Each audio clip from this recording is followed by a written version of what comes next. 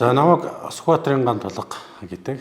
За цагдаагийн байгууллагад 23 дахь жилдээ ажиллаж байна. Эргүүлийн цагтаагаас ажлын гараагаа эхэлж хэсгийн байцаагч, мөрдөн байцаагч, ахлах мөрдөн байцаагч, тасгийн дарга, хилцээний даргын албан тушаалдаа ингээд ажиллаа явж байна. Тэгээ 2024 оны 3 сарын сүүлээр цагдаагийн ерөнхий газрын газраас одоо удирдах албан тушаалтныг сонгон шалгаруулах тийм зар гарсан. За сонгон шалгалтын үеэр хууль эрх зүйн 2 янзын шалгалт биднээс авсан. За сэтгэл зүйн тест бүглүүлсэн. Сэтгэл зүйн. За тэгээд монгол хэлний бичгийн дүрмийн шалгалтууд хүртэл авсан. Одоо шинэ дүрмөр ч юм бас их юм өөрчлөгдсөн. Тэрийг одоо бас удирдах албан тушаалтыг өөрөө мэдчих болохгүй.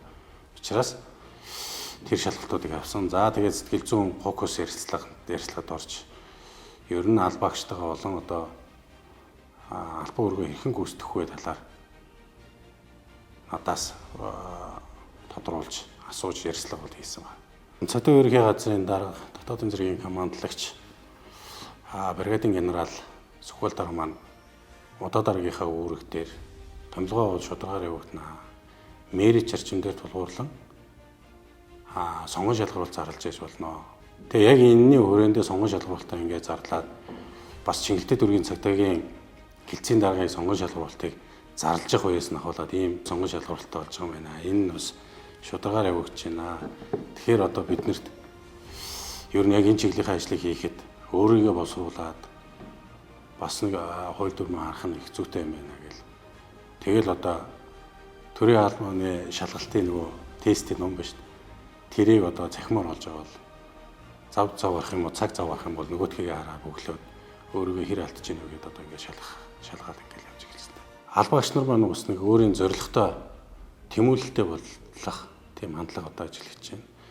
Дараагийнхаа одоо албан тушаал дээр одоо би хизээ ямар албан тушаал дээр очих болох уу гэдэг нөгөө мэрийн зарчмаараа манай цагдаагийн байгууллагын үйл ажиллагааны журмаар зохицуулагдсан хугацаануудыг ажлынхаа үр дүнгээр одоо тодорхойлуулад одоо нөөцөнд орсныхаа дараа би ийм хугацаанд одоо ийм албан тушаал дээр болж болох юм байна. Энэ хугацаанд би ажиллаа маш сайн хийх хэрэгтэй байна гэдэг ийм уран зориг өгсөн тэмүүлэлтэй болгосон зохион байгуулалтын арга хэмжээг болж байна л гэж би харж байгаа.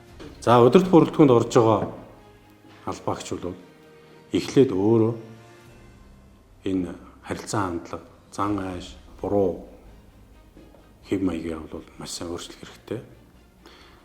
Энэ одоо ажиллаж байгаа энэ албан агч нар бол та бидний тусгал гэдгийг л ойлгох хэрэгтэй. Бид яаж харьцсан, албан агч нартайгаа яаж харьцсан, яг тэр тусгалаар иргэдтэй энэ албан агч нар харьцах учраас бид өөртөө сайн боловсруулж энэ харилцаа хандлага дээр өөрчлөлт хийх ёстой шүү гэдгийг л захиж хэлээ да.